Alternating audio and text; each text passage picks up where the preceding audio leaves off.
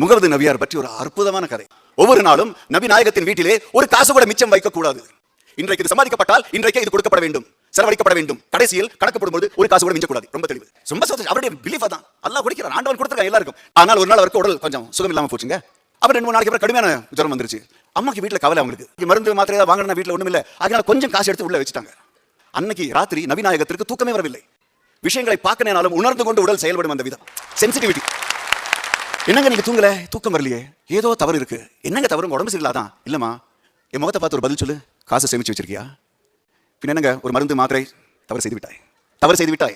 அவன் இருக்கான் பாத்துக்கிறதுக்கு, நீ யாரும் பாத்துக்கிறதுக்கு வேணாம். தயவு செஞ்சு போய் ராத்திரி 12:30 மணி நேரத்துக்கு சொல்றாரு, தயவு செஞ்சு அந்த காசு எடுத்து கொண்டு போய் வெளியில யார் இருந்தாலும் பிச்சைக்காரனுக்கு கொடுத்துரு.